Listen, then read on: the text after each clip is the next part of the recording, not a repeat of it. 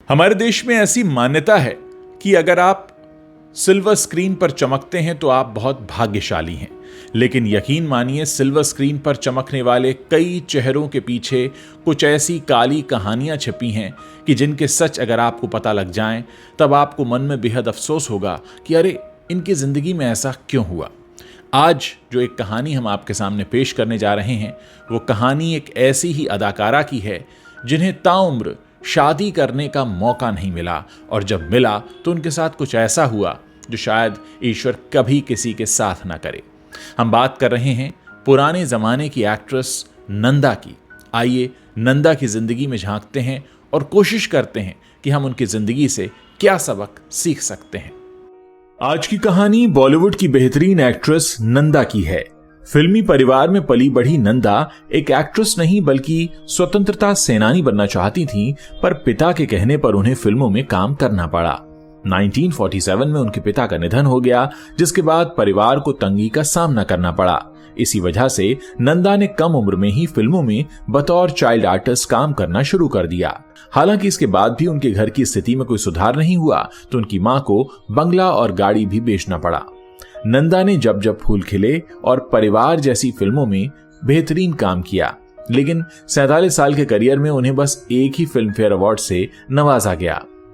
नंदा की personal life भी कुछ खास नहीं रही। उन्होंने सगाई कर ली थी, लेकिन कुछ समय बाद मंगेतर का ही एक्सीडेंट से निधन हो गया।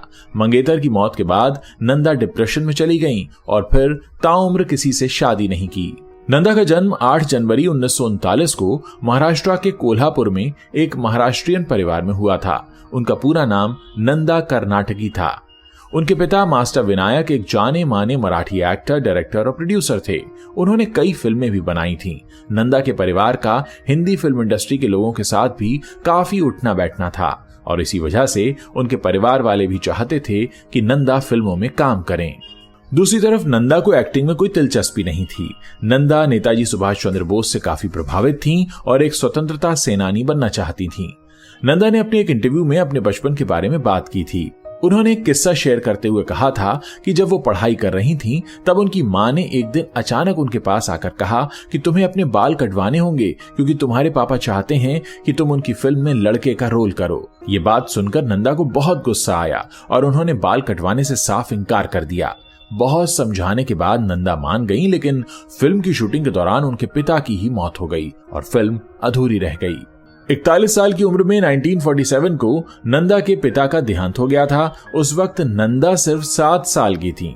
पिता के निधन के बाद घर की आर्थिक स्थिति ठीक नहीं थी, इसीलिए नंदा ने चाइल्ड आर्टिस्ट के तौर पर काम करना शुरू कर दिया, लेकिन उससे भी काम नहीं बन रहा था और इस वजह से उनकी मां को अपना बंगला और कार और घर का बाकी सामान भी बेचना पड़ा। बतौर चाइल्ड आर्टिस्ट उन्हें बेबी नंदा के नाम से जाना जाता था। उनका यह सफर 1948 से 1956 तक रहा। 1956 में नंदा को फिल्म छोटी बहन में अपने करियर का पहला लीड रोल मिला।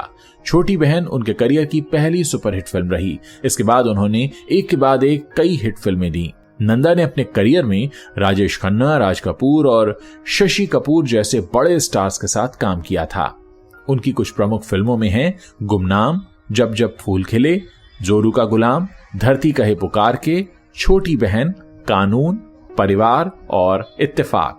फिल्म शोर में काम करने के बाद नंदा को ऐसा लगने लगा कि उनकी उम्र अधिक हो गई है और वो अब फिल्में करने के हिसाब से ठीक नहीं है।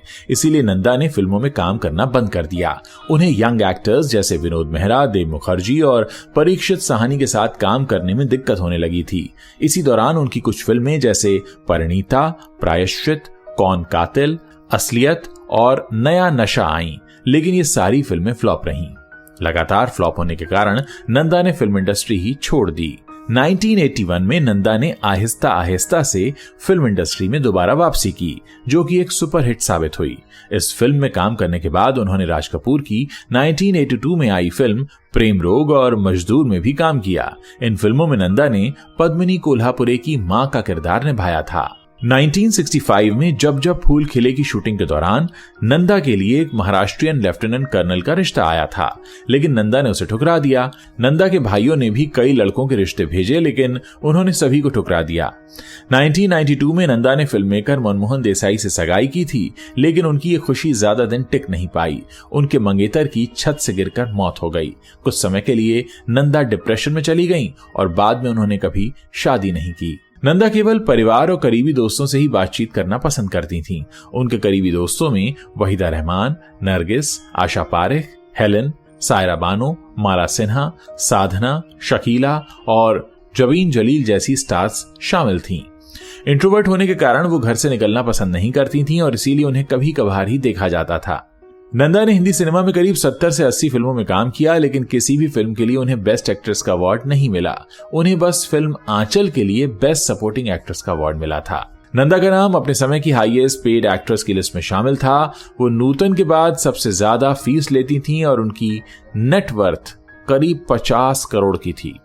25 मार्च 2014 को 75 साल की उम्र में नंदा का निधन हार्ट अटैक की वजह से हो गया था। तो ये थी कहानी अपने वक्त की हाईएस्ट पेड एक्ट्रेस नंदा की, जिन्हें कभी अवार्ड तो नहीं मिला, लेकिन उनके काम को लोग आज भी याद करते हैं। अगर आपको ये कहानी पसंद आई हो तो आप इसे शेयर कर सकते हैं और इस चैनल को सब्सक्राइब करना मत भूलिएगा।